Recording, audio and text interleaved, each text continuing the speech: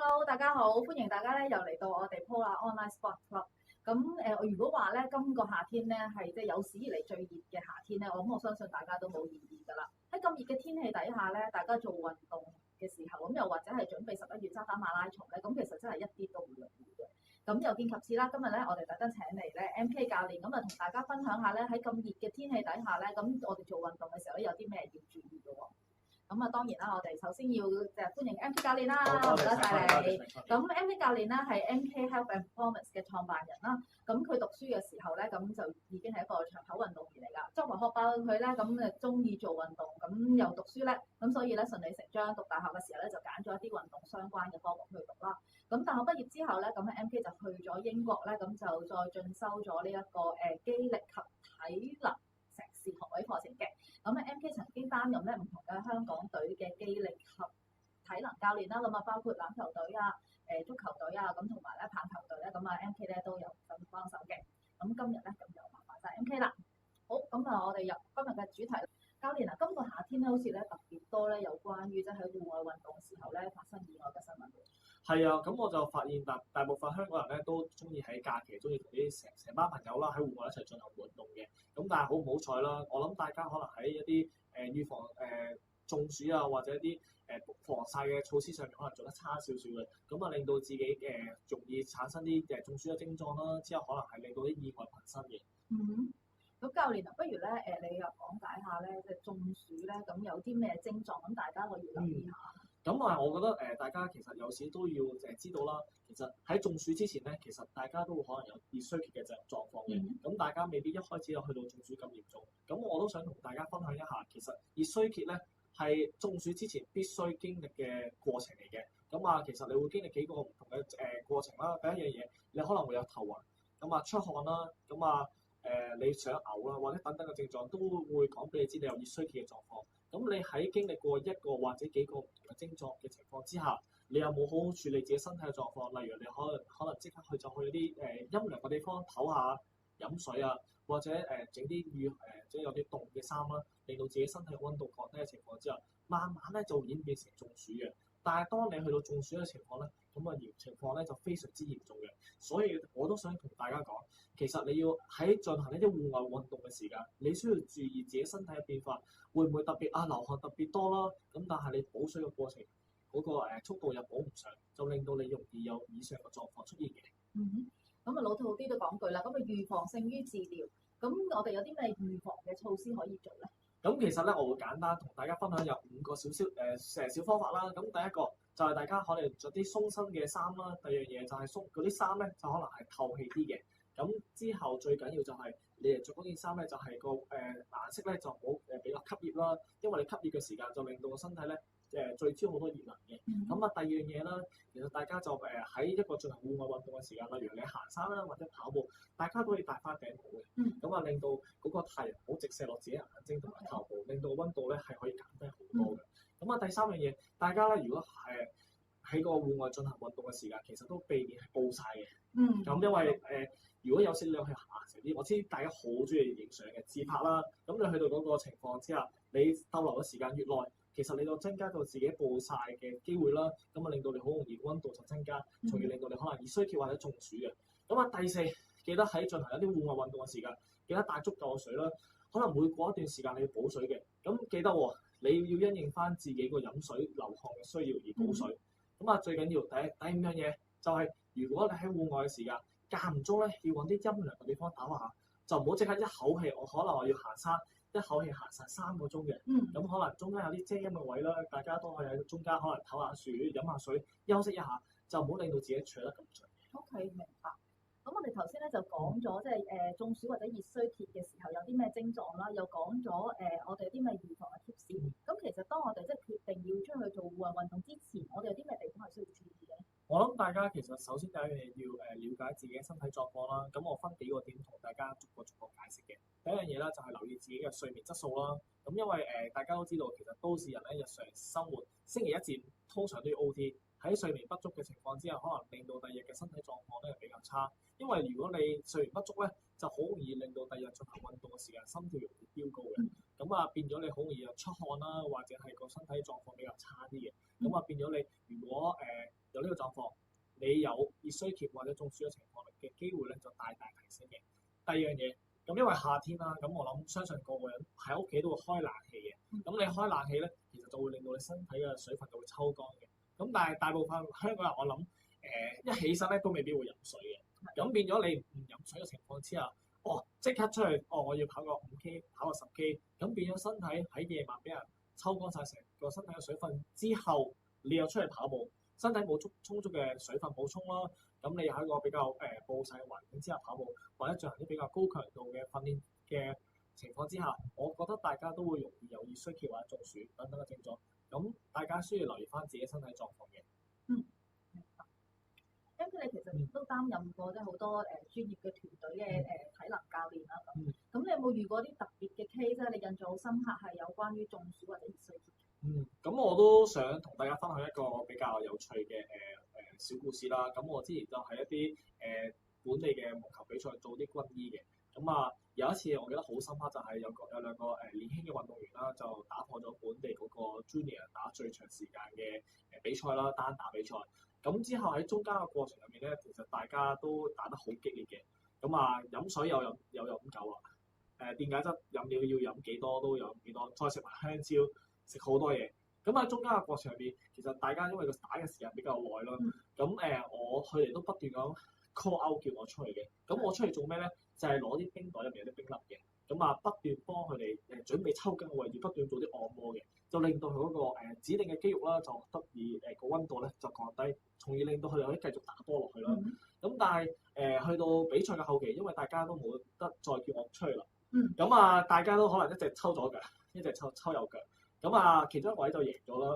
咁跟住之後咧，佢就事後就同我講好開心啊！中間你就幫我做到啲 ice massage 令到我可以贏到啦。咁喺呢個過程入面，佢突然之間就暈，即係慣低咗。突然之間係啦，突然之間就暈低咗。咁我就覺得其實大家就唔需要係就講會唔會係突然之間可能心跳高咗啊，就令到自己會有增加中暑嘅機會。其實就未必嘅，可能你突然之間。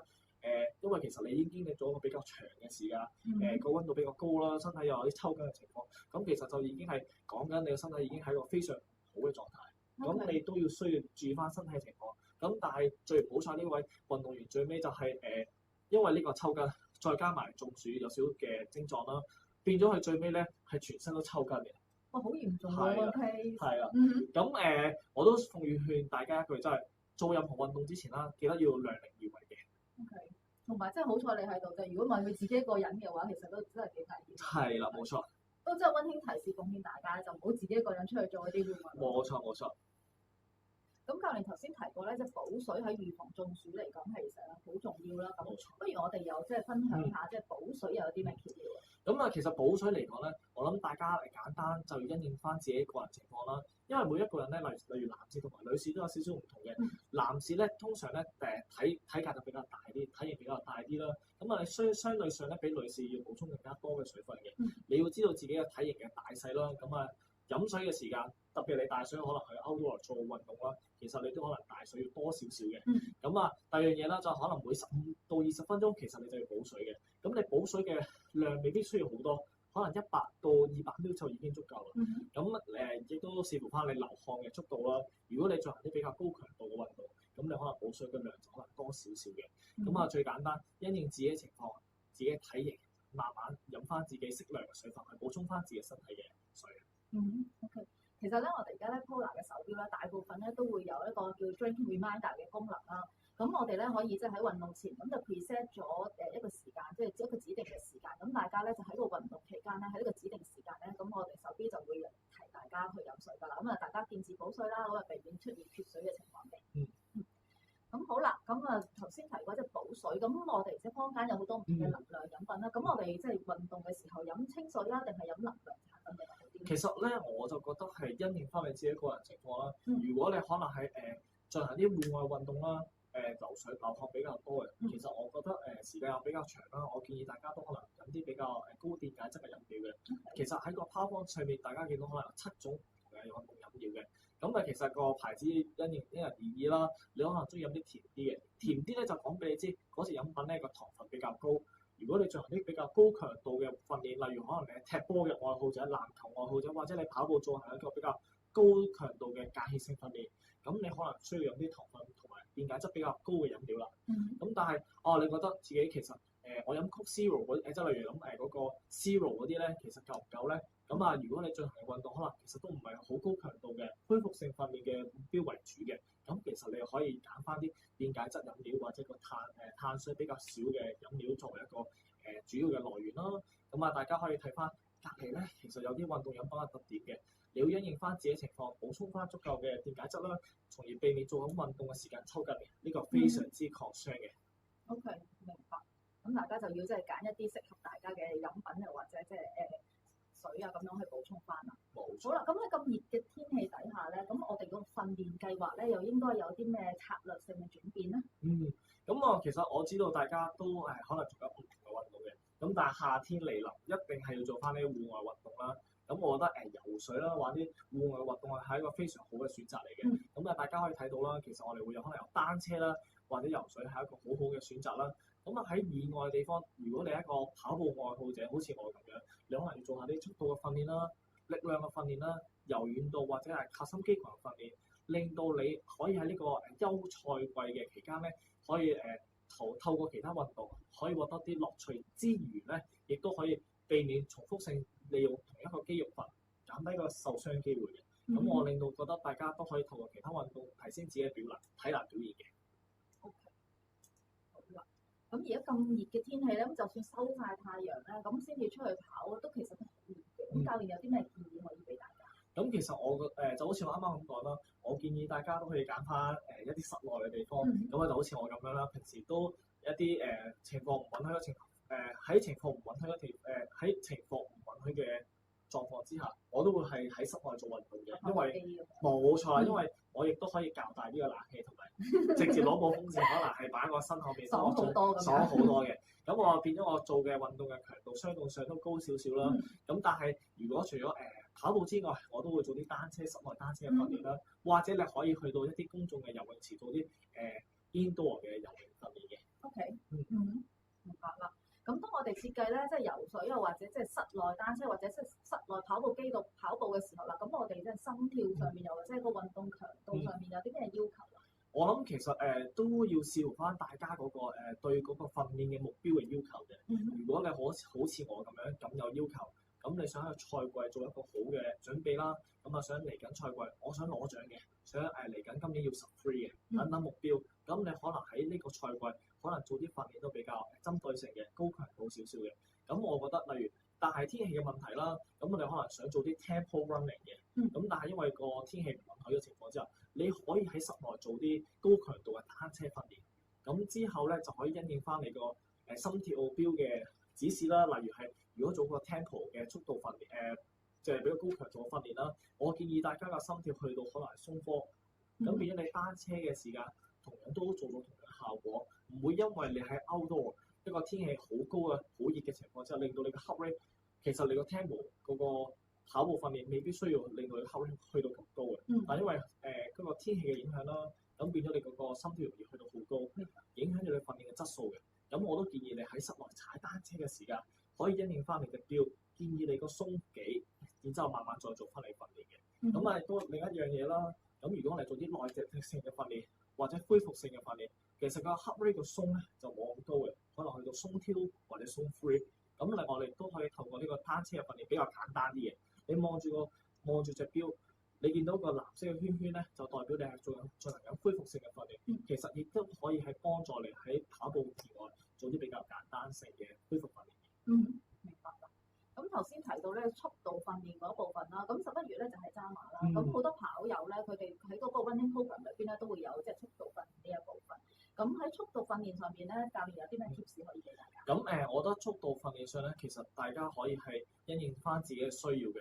例如係我建議，如果大家真係一個超級想進步嘅跑手，你想喺運動場進行呢個跑步訓練，我覺得會俾幾個唔同嘅溫馨提示俾大家啦。例如第一樣嘢，大家可以注意自己嘅時間訓練嘅時間，大約喺夜晚進行啲速度訓練比較理想啲嘅，因為個溫度咧比較低啲，咁變咗你喺比較相對上比較涼爽嘅溫度之下跑咧，個表現會穩定啲，好啲嘅。咁第二樣嘢啦，因為如果你喺運動場進行啲衝刺跑嘅訓練咧，就令到你個人咧可以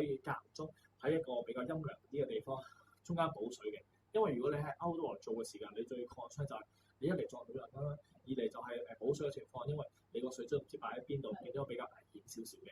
咁啊第三樣嘢就係容易啲去評估嘅，例如可能你跑60米啦、80米、100米或者200米，你容易有啲benchmark 講俾你知，我由邊度跑到邊度就可以完成你今日嘅訓練。我覺得呢啲都係可以有效咁樣提升你嘅速度嘅訓練啦。咁但係除咗以上喺運動場嘅跑步訓練之外，其實我覺得大家都可以考慮一下喺一啲比較斜嘅坡道上面做行啲斜坡嘅衝刺啦，從而提升自己嘅速度，令到自己嘅跑姿可以得以提升嘅。咁例如好簡單，如果我做呢個衝刺斜路衝刺，可以進行大概10到15秒嘅衝刺啦。咁但係記得個坡度唔好十分之斜喎，因為如果你坡度十分之斜嘅時間，就會絕對影響到你嘅跑姿步距同埋步頻嘅。你可以揀翻啲坡度比較低少少，例如係10度到15度，就已經係好足夠，令到你喺個衝刺嘅訓練上面有得意嘅進步嘅。明白啦。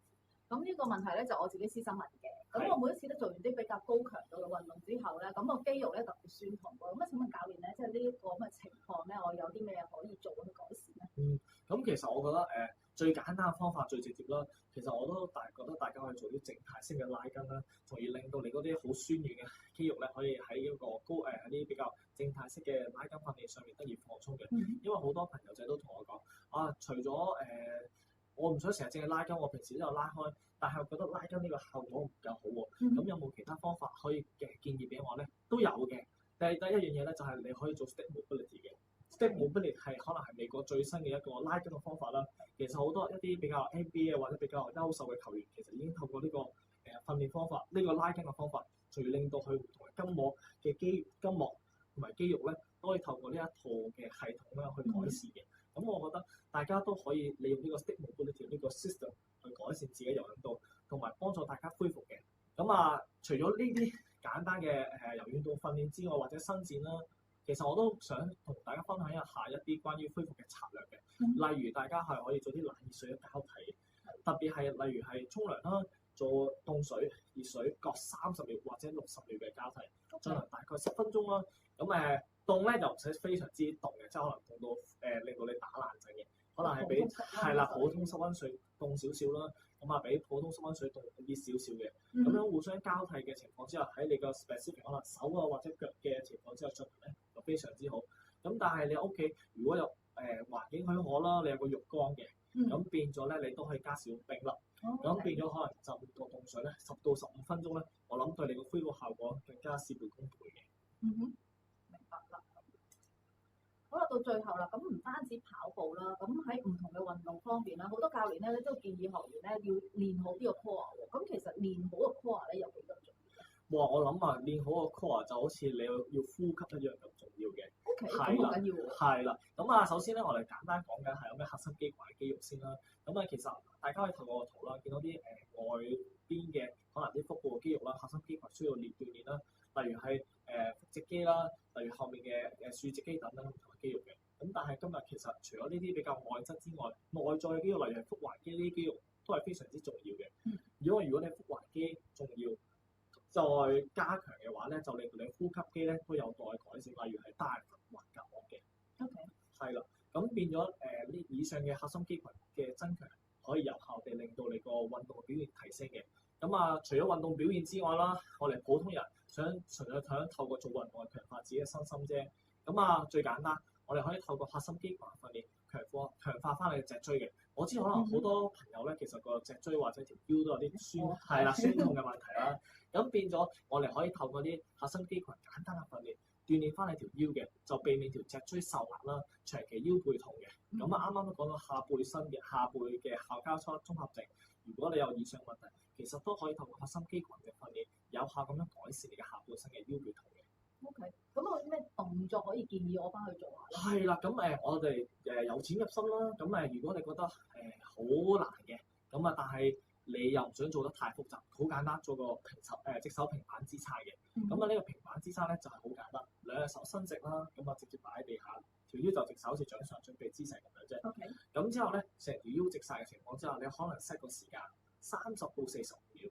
咁啊中間可能唞60秒啦，咁啊變咗可能做3到4組之後，我覺得你條腰應該就非常之酸軟嘅。假設你冇做任何運動嘅情況之下，咁如果你覺得好輕鬆嘅，你可以將時間稍微加長啲啲，去到60秒就停啦。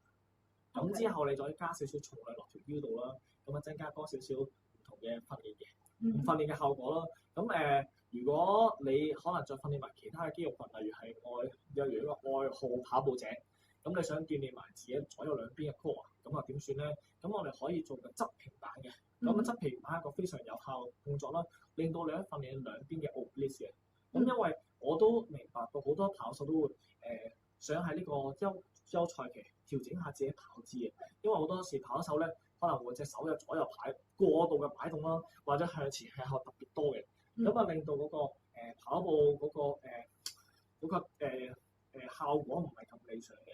例如 A 點到 B 點最簡單直接咧就係一條直線嘅，咁但係我發覺好多跑手因為佢哋身體咧，因為隻手左右擺動特別多，成個身轉晒嘅，咁變咗咧就好多時都唔喺條直線上面跑啦，左搖右擺嘅。咁我都覺得大家可以透過呢個動作去強化翻呢兩邊嘅肌肉，從而令到自己跑步成一條直線，越跑就越快嘅。咁我覺得呢啲比較側邊嘅核心肌群嘅 oblique，大家都唔可以忽略，唔好淨係識做 sit up。sit up 咧就係好單方面練到個腹直肌嘅，咁你都要考量下左右兩邊嘅肌肉群嘅。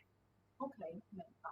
咁呢一啲咧，頭先教練建議嘅運動，其實都真係好適合咧喺呢個夏天嘅時候，我哋唔做一啲室外運動啦。咁喺室內嘅時候，咁好 prepare 我哋自己嘅身體先啦。咁再嚟緊，可能天氣冇咁熱啊，又或者即係涼少少嘅時間，我哋再去室外做運動咧，咁就真係事半功倍啦。冇錯。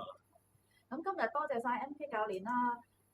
我哋今日講咗咧，咁就希望內容可以幫到大家，可以喺呢個夏天咧就保持一個訓練嘅熱誠，咁就唔會因為咧天氣太熱咧而打斷大家嘅訓練計劃啦。好啦，咁而家咧我哋就進入呢個 Q&A 嘅環節，咁啊同上次一樣，咁我哋咧就準備咗呢個 Polar 靚靚嘅冰袖套，咁啊送俾問題問得最好嘅3位朋友嘅，咁等大家戴咗冰袖套之後咧，咁就可以消暑降溫。咁好啦，歡迎大家踴躍發問啦！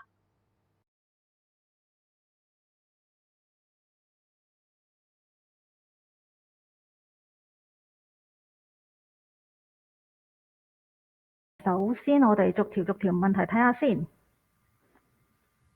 咁第一條問題就阿禮問嘅，咁咧如果喺戶外期間懷疑熱衰竭，咁應該點樣處理好啊 ？MK 教練。咁如果大家喺戶外運動嘅期間懷疑自己有熱衰竭呢個狀況咧，其實我建議大家咧即刻要揾下有冇啲有遮掩嘅地方啦，即刻過去先。跟住之後咧，睇下自己附近有冇啲有冇啲水源啦，可以補充啲水分。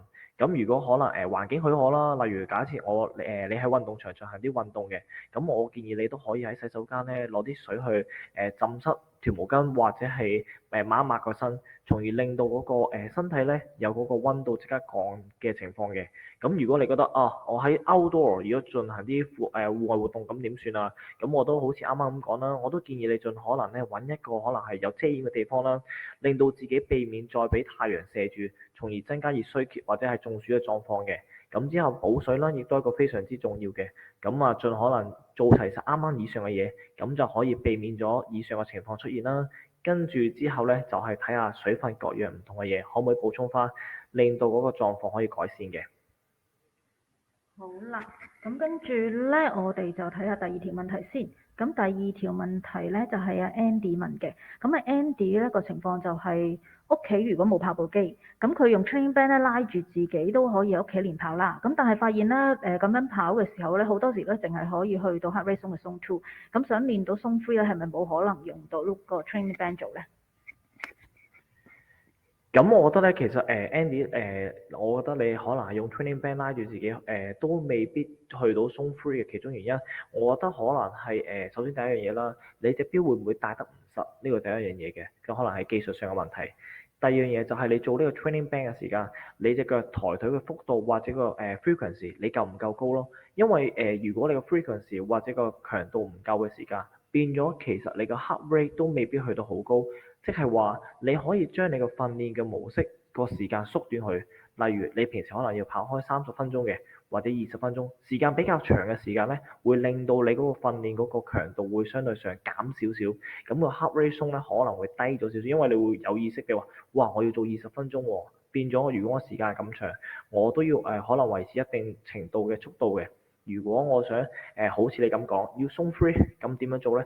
就係將個訓練嘅時間縮短去，可能變咗個HIIT high intensity 嘅 interval training 高強度嘅間歇性訓練，可能你做10到30秒嘅全力衝刺，咁跟住之後可能做再休息，可能30到40秒。我覺得咁樣咧就會令到你個 heart rate 嘅鬆咧去到你嘅目標，例如係鬆 free，從而令到你達到你自己想要嘅目標。好，唔該 MK 教練。好啦，下一題啦，咁就又係阿禮文嘅，同樣係做 interval 啦，跑步同埋游水嘅間歇訓練咧，對於心肺嘅效益有冇分別咧，教練？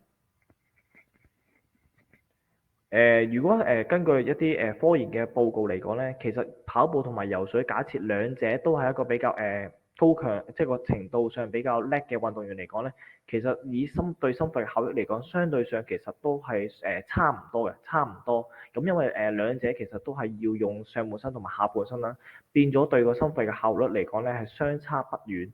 咁當然要睇翻你自己做嗰樣運動嘅熟習程度。例如，如果你跑步係我跑姿啊，各樣唔同嘅嘢都好叻嘅，又或者你係游水已經係香港 team 啊，或者係你游水好 smooth，曾經代表學校參加過泳隊嘅，我覺得如果以呢個做分水嶺嘅話咧，我覺得就問題唔大嘅。咁但係如果你係跑步就好叻，但係游水就唔叻。如果你喺咁樣進行啲間歇性訓練嚟講咧，因為游水對你嚟講咧，相對上係比較困難，因為技術上好多嘢都未必掌握到啦。咁變咗你做呢個間歇性訓練嘅時間，可能會嗰個心 heart rate 咧會高少少，變咗對個心肺嘅效益咧，相對上會較跑步會多少少嘅。好，明白，唔該 MK 教練。咁跟住到阿 Frog 啦，咁阿 Frog 咧就有兩條問題，不如我哋兩條一齊答啦。咁咧第一個問題咧就係點樣提升步頻，咁第二個咧就係話跑步嘅拉筋咧應該喺跑步前定跑步之後做喎。咁啊，教練麻煩你答一答啦。咁其實拉筋嚟講咧，其實有幾款嘅，我覺得就視乎翻你想要嘅目標啦。咁啊，拉筋咧跑之前咧，我哋叫動態熱身，我會建議你做翻動態性多啲嘅熱身，例如可能做下啲高抬腿啊、踢腿啊、向外伸展、向內伸展，從而打開你個寬，或者相應嘅動態性嘅拉筋。咁當然啦，如果你可能我覺得有個位，例如係你可能做 office 坐喺度。比較時間比較長嘅，你嘅 hip flexor 即係你嘅髖屈肌長期坐得太多嘅時間變咗好緊，你可以做完啲動態性嘅拉筋之後咧，你都做翻一啲比較靜止性嘅拉筋，變咗咧你可以嗰個跑步嘅時間咧唔會因為你個髖屈肌太緊而影響咗你跑步嘅表現。咁之後咧，跑完步之後咧，我都會建議你做翻比較靜止嘅拉筋，可能做20至30秒嘅定點嘅拉筋。例如係你跑完步大腿後肌通埋小腿咧，通常比較緊嘅，你可以做20到30秒每一隻腳。當然你話可唔可以做多一兩組，絕對可以嘅，視乎翻你對腳嘅緊緻嘅程度啦。咁啊，下一個問題就係點樣提升個步頻咧？其實我諗最簡單，其實真係要提升翻你個 basic strength，即係你個肌肉嘅力量，肌肉嘅力量啦。因為如果你肌肉力量唔夠強壯嘅時間，你好坦白講係好難突然之間你話將你個步頻提升，因為你故意地特登係將個步頻提升嘅時間，變咗你個步伐咧，其實相對上會窄咗嘅。我知道好多朋友仔都話，我睇到啲唔同嘅文章啊，話如果我步頻去到某一個位咧，我跑個 pacing 咧會有幫助。但係因為呢份報告其實都係針對啲比較170或者以下一啲世界級嘅跑手，如果你個身高可能1.8米或者再高少少嘅，或者身高冇咁高1.62幾嘅，咁變咗呢一份數據對於你嚟講純粹有參考價值，但係你都未必可以 apply 喺你自己身上咯，所以我覺得都係要因人而異嘅。好，唔該教練。咁跟住到 Billy 啦，Billy 咧佢就想跑全馬、初馬。咁過往咧跑最長咧咁就30幾 K 嘅啫。咁啊自己冇帶 gel 嗰啲補給啦，咁全靠大會提供嘅水同埋運動飲品。咁阿 Billy 就想知道咧，佢其實應唔應該嘗試食 gel 咧？咁其實睇翻 Billy 你呢個狀況啦，其實我都會建議你食 gel。其中一個原因係因為 make sure 到你自己可以控制到自己嗰個嗰個身體嗰個補充啊。因為有時啱啱你講，淨係靠大會提供嘅水或者有運動飲品啦。因為其實我唔知你阿 Billy 你身體嘅狀況，唔知你body weight 係幾多啦。我估你應該60幾或者70幾 K 嘅。咁但係咧，如果你中間你就係飲嗰啲水或者運動飲品，其實嗰個補充嘅糖分咧，其實就唔夠嘅，因為好坦白講，你都唔會企定定喺個水站度可能飲幾分鐘水嘅。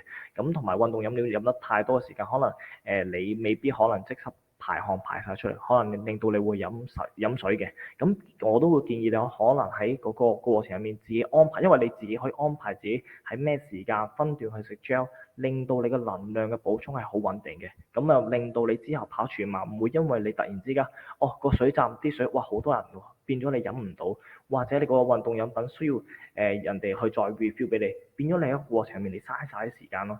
咁變咗我建議你，如果你想你個初馬時間做得好嘅話，我建議你都係提早分段唔同嘅時間去自己食 gel，同埋最緊要係因為食 gel 嘅時間其實你都係自己係 tailor-made 揀翻自己適合嘅味道，避免喺中間嘅過程食到啲唔啱味道嘅 gel，然之後肚屙咯。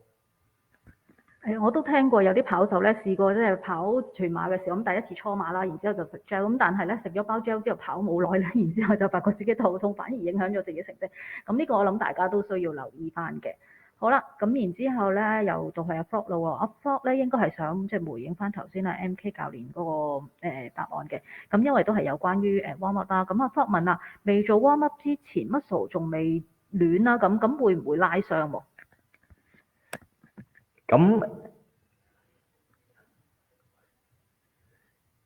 咁其實未做 warm up 之前咧，其實啲肌肉未熱身咧，會唔會拉傷？咁正常嚟講咧，我哋做拉筋咧都係循序漸進嘅，即係你可能做你嘅拉筋咧，慢慢做咯。點為之慢慢做？即係例如可能你做下啲掃地啊，左腳喺前面，右腳喺後面，慢慢由下而上呼氣，慢慢做嘅時間，你做嘅速度咧相對上係慢啲。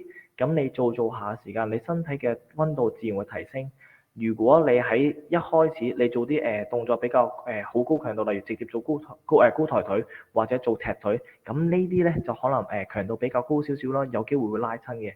我建議你可能做翻啲比較簡單啲嘅，用嗰個肌肉群比較少啲，跟住之後循序漸進做翻上去咧，肌肉就比較少機會拉傷嘅。好，咁跟住到 Rachel 啦，咁啊 Rachel 呢個問題咧，其實就同我都有啲相似嘅我嘅情況。咁咧我咧又係㗎啦，啱啱開始跑步啦，咁啊每星期跑3日，咁已經跑到好慢嘅，但係成日都咧已經去到鬆快好辛苦。咁應該點樣先至可以學習到呢個低心率嘅跑咧？咁首先第一樣嘢 Rachel，我覺得你第一樣嘢就係作為一個啱啱開始跑步嘅初學者，最緊要咧就係循序漸進，因為好多時我唔知你個 age 係幾多啦，咁但係因為初跑步嘅時間咧，你可能係平時冇做開運動嘅，咁突然之間你要做3日嘅運動，其實個強度對於你身體嚟講已經係好高嘅。咁啊，就算你跑得好慢，因為你個心率其實係反映到你個身體對於呢個運動個情況個高與低。咁如果好似阿 Rachel 你咁樣，哇 MK 教練，我依家如果想低啲咁點算？好簡單嘅。你可以係跑certain 嘅時間，例如係10分鐘或者5分鐘。我建議啊，我個人建議好多學生都係咁樣做嘅。可能你快跑，即係正常，可能7成鬆3到鬆5嘅速度，你跑3分鐘，之後你慢行大約2到3分鐘，即係用1比1嘅方法去做。咁你跑嘅時間可以長啲，咁變咗一段時間，我諗4至6個星期之後咧，你再做翻相應速度嘅 distance 嘅測試咧，你個心跳率咧會慢慢會降到去可能係鬆3或者鬆2嘅。咁呢個我喺好多學生上面咧都應用到嘅，你都不妨試下用呢個方法。好，唔該教練。咁跟住落嚟咧係 Daniel 嘅問題啦。咁比賽前一日或者前一個星期嘅飲食應該有啲咩要注意咧？咁 Daniel 最緊要其實第一樣嘢啦，你要留意翻自己個目前嘅體重係幾多先。你留意翻自己嘅體重，你先可以知道自己個碳水化合物嘅攝取量係幾多，蛋白質攝取量係幾多，脂肪攝取量係幾多。咁因為咧，其實你要知道你個比賽，例如係我講得簡單少少，例如係我可能11月我參加渣打馬拉松嘅。咁可能11月20號或者11月19號，你要進行一個 preparation， 你需要喺1個星期前，其實你要盡可能都要係熟習嗰個食物，即係例如我早餐，我 keep 住都可能食一個烏冬，加一個三文治，花生醬三文治，之後再加2隻蛋嘅，咁變咗你成個星期都係以呢個早餐模式去做，而唔係突然之間可能我早餐平時朝頭早食開麥當勞嘅，突然之間你比賽嗰日，如果你都食麥當勞嘅時間，咁變咗好似好一樣。咁但係因為咧，你做啲比較長距離嘅運動嘅時間，食啲咁高脂肪嘅運動，可能嘅食物，可能對於你嚟講唔係一件好事。咁我都會 suggest 你食翻啲比較容易吸收嘅食物啦。咁之後成個星期最可能嘅早餐都一樣嘅，避免你喺到時比賽嘅前一日，你食到啲特別啲你唔熟習嘅食物，變咗你會肚屙，或者係身體有啲不適嘅狀況出現咯。唔該教練。咁跟住咧就話 May 姨啦。咁啊 May 姨就想問咧，唔同嘅跑步路程，咁應該選擇咧點樣去選擇一對適當嘅鞋喎？咁我都知大家都好關注自己嘅運動鞋啦。咁我就唔幫人賣廣告。其實大家可以喺 Facebook 咧都可能係 search 唔同嘅 page 啦。咁佢哋都會建議大家可能係喺唔同嘅里數上面啦，點樣去安排自己跑鞋。例如通常如果你喺個速度上以一個 brand Nike 嚟講啦，咁佢就會可能用4分 pacing 或者以下。你揀對 Next Percent 呢啲跑鞋會比較好啲嘅。咁佢最近可能再出到對跑鞋，可能係以10K 或者以下嘅距離為之一個 target 嘅。咁我哋以一個速度嘅距離為間距啦。咁有啲跑鞋有啲牌子嘅就可能以個鞋底嘅厚度啦去釐定嗰對鞋係適唔適合一對可能係高保護性嘅課長課嘅。短課嘅時間咧，可能用翻啲比較薄啲嘅鞋，相對上咧對嗰個運動嘅表現、跑步表現有相輔相成嘅作用嘅。好，唔該教練。咁跟住咧就係拉 U 啦。咁就問半馬嘅訓練嚟講咧，咁夏日斜坡訓練一個星期嘅練嘅量咧，佔嗰個比例大約係幾多？咁秋涼嘅時候咧，增多一啲或者保持，究竟邊一個 option 會好啲咧？如果你想自己嘅運動表現或者跑步表現比較好啲咧，我都會建議你喺夏天咧，如果加入斜坡訓練，可能1至2次其實已經係好夠啦。因為太多嘅時間亦都會增加咗你身體嘅不適嘅。因為如果你身體做呢啲斜坡訓練嘅時間，對嗰個 Achilles 即係小腿嘅負荷相對上會較高少少嘅。咁我都建議你可能一個星期最多其實做1到2次都已經好足夠。其他時間都會好似我啱啱喺個 PowerPoint 度講啦，做啲 cross training 咧，對於你嚟講係非常之重要嘅。咁秋涼嚟講咧，我覺得都係可能係保持1次啦，或者以下都 OK。因為秋涼嘅時間其實通常我哋做個里數比較多少少嘅，變咗你可能跑長課時間係比嗰個跑斜路咧係更加之重要嘅。咁根據嗰個重要性嚟講咧，我建議你喺秋涼即係秋天嘅時間跑斜路嘅狀況可能少啲，但係個里數上面增加少少，對你嘅運動表現嚟講咧會有非常之好嘅進步。好，唔該教練。咁跟住咧，Andy 嘅問題啦。咁Andy 係 fans 嚟㗎啦。咁因為咧，佢都有用到我哋Polar 嘅 running program。咁喺 running program 嗰度咧，咁我哋就可以幫我哋去設定一個5K、10K 又或者半馬、全馬嘅跑步訓練嘅。咁當Andy 咧去做呢個跑步 program 嘅時候咧，咁就發現咧跑到比較攰嘅時候好慢，咁但係咧已經去到鬆 free 啦。咁如果咧下一步份 program 建議做鬆 two 嘅時候改到慢行咧，但係都一直都係 keep 住鬆 free 喎。咁有啲乜嘢可以建議咧？咁其實呢個應該都有關於一個低心率嘅訓練喎，教練。如果好似 Andy 你依家你目前呢個狀況咧，我建議你可能喺例如好似個鬆 two 或者鬆 three 嗰時咧，你可以轉用一個運動模式，就係你喺原地慢行、原地打圈轉咯。就唔需要再 keep 住慢keep 住好似個 follow keep 住慢跑，因為你啱啱我見到你個問題啦，但係你變成慢行個鬆個 heart rate 鬆都 keep 住係鬆 free，咁變咗如果你可能係直頭係轉做一個靜止嘅休息，我覺得你個心跳可能慢慢去到鬆 two，以一個靜止嘅休息嚟令到你可以個心跳去翻低少少，從而去到某個時間。佢再叫你跑嘅時間，你再 follow 住個 training program 再去會比較好啲。咁因為咧，其實有時你要知道 heart rate 其實嗰個變數有啲大嘅。咁變咗你係需要做到嘅嘢就係你嗰日咧會唔會休息唔夠啦？會唔會飲咗咖啡啦？飲水比較少啦？或者嗰個天氣比較熱嘅。咁呢啲唔同嘅狀況都會容易令到你個心跳去到一個比較高嘅位置。咁所以你都要考慮一下你以上幾個唔同嘅地方，你有冇做得唔好或者做得好嘅地方，從而令到你嗰個鬆 two keep 住都做唔到，或者鬆 three 點先進步到咧？我覺得咁樣會比較好啲。好，唔該教練。咁跟住到阿 Edith 嘅問題啦，咁啊有關於頭先嘅教練提及嘅一個即係冷熱水交替嘅舒緩嘅方法啦。咁凍熱水交替或者浸身啦，咁建議咧一個星期係咪做一次咧？咁我覺得咧，呢個凍熱水交替沖涼或者浸身咧，其實都未必係一個星期做一次就 OK 嘅。其實你有時間你可以每日做一次都得。咁當然呢個係其實個人嘅習慣嚟講啦。咁如果你話哦，我每日可能都要做啲高強度嘅訓練嘅，咁變咗我覺得你可以每日做都 OK 嘅，因為其實呢個係 habit 嚟嘅。你覺得個恢復嘅效果未如理想，你可以每日都做，都絕對冇問題嘅。好，唔該教練。咁跟住到春輝啦，咁就問如果想減重嘅話咧，建議幾長路程或者幾耐時間喎跑？如果想減重嚟講咧，其實咧就冇話建議個路程係幾多啦，或者時間，因為我諗最簡單嚟講應該係基於你目前個體能嘅狀況去釐定你應該跑到幾長同埋時間。因為如果你想減重，我冇理由直接叫你跑一個全馬或者係跑2個鐘頭，因為你個體能係負荷唔到嘅。其實你最簡單，我覺得如果你想減重嚟講咧，你要分幾個階段，逐個去做。例如你依家想減重，我估你依家目前嗰個運動嘅水平唔高，但係唔緊要嘅，你逐步嚟。首先你建立咗做運動嘅習慣先，就一個星期可能做2至3次慢跑30分鐘。但係因為如果你直接跑30分鐘，你好大機會抽筋嘅。咁我建議啦，你可能係跑3分鐘，慢跑3分鐘，行2分鐘，慢慢行。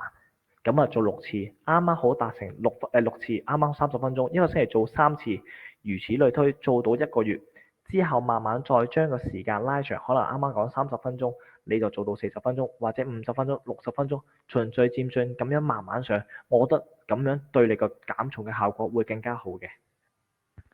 好，咁嚟到今日咧，應該係最後一條問題啦。咁就係 Patrick 問嘅。咁 Patrick 就問咧，即係全馬比賽當日咧，應該提早幾多去食早餐同埋飲水嘅份量，咁同埋食幾多成飽比較好啲咧？咁因為全馬比賽通常咧都會喺朝頭早嘅6點鐘左右啦。其實你話如果早幾多，其實就睇翻你個作息嘅時間啦。咁我建議你都可能係凌晨可能1點鐘或者2點鐘左右就係要起身刷牙洗面食嘢。咁當然要睇翻你自己可能同嗰個比賽個地方嘅距離相差幾遠啦。咁如果你話路途都唔算太遠嘅，咁變咗你喺搭車可能30分鐘，咁變咗其實你都大概可能1點鐘2點鐘左右就要食個早餐啦。咁就大概3到4個鐘頭左右。咁個飲水分量同埋個 portion 有幾多咧？就係基於你喺嗰個身體個體重。如果你因為你要計數㗎，計翻條 equation，咁呢啲咧喺上網都可以睇到嘅。咁啊，你可以睇到 EP Fitness 嘅，咁變咗咧，你可以因應翻自己個人嘅體重咧，去決定到自己飲水分量。因為如果你早幾個鐘頭去起身，變咗你可以飲水咧，可以慢慢咁飲。但係如果你可能起身晏少少咯，變咗你可能飲嘅份量就會比較多嘅。咁你話食幾多成飽咧會比較好？咁通常去到比賽前，通常可能去到8成飽就已經差唔多。因為如果你去到9成飽嘅時間，另一個考慮嘅問題就係你有冇食得太飽，就變咗你比賽時間可能有啲腸胃嘅問題啦。好，咁今日就唔該晒教練啦。咁啊多謝教練分享咗咁多嘅有用資訊俾我哋啦。咁另外咧，今日教練好好啊，咁啊可以提供一個 promotion 咧，for 我哋今日嘅參加者。咁啊，教練不如你幫我哋介紹下好唔好啊？係啦，咁我知道大家都其實都好想可能透過去跑步啦，去令到自己可以減重或者係 keep fit 嘅。咁我哋有啲 special offer 就係 for 啲 personal training 嘅，咁啊有1對1或者1對2嘅。咁大家都可以透過呢個 training，跟住之後可以幫助到自己咧，可以增加到自己肌力嘅表現啦。咁之後令到自己跑步嘅步頻可以提升，同埋最緊要就係透過呢個 fitness training，令到你個 body weight 同埋你個 muscle mass 增加之餘，亦都可以令到你跑步嘅表現變得更加好。咁另一樣嘢就係因為啱啱其實都見到有啲朋友仔問我，例如 Edith 啦，你想係透過呢啲唔同嘅recovery 嘅方法，令到自己好啲嘅。咁我哋都有啲sports 嘅massage 啦，同埋 sports stretching 嘅，咁令到你哋可以係避免自己做完一啲比較高強度訓練之後，雙腳或者條腰恢復唔到，其實自己做唔到拉筋嘅，我哋會做啲透過啲被動式嘅拉筋。從而令到你嘅身體可以唔使你直接瞓喺張床度，乜都唔使做，我哋係幫你係做到啲舒緩嘅效果。咁我哋全部都係一啲運動治療師啦，香港都幫過好多唔同香港世界或者世界級嘅運動員做唔同嘅 service 嘅。咁我覺得我哋都可以幫助到你哋喺你哋嘅運動嘅表現上咧變得更加好嘅。好，咁今日唔該晒教練啦。如果大家有興趣嘅話咧，咁就可以揾翻MK 教練嘅 Facebook 啦，咁就可以或者可以 WhatsApp 佢哋去查詢嘅。咁今日多謝晒大家啦。咁我哋咧稍後會揀翻3條即係今日問得最好嘅問題啦，然之後喺翻我哋 Facebook 嗰度公佈翻，然之後送翻呢個靚靚冰袖套俾大家。咁大家可以咧密切留意住我哋下一次嘅節目啦。咁我哋咧就會喺我哋 Facebook 嗰度公佈嘅。好啦，咁大家週末愉快，拜拜。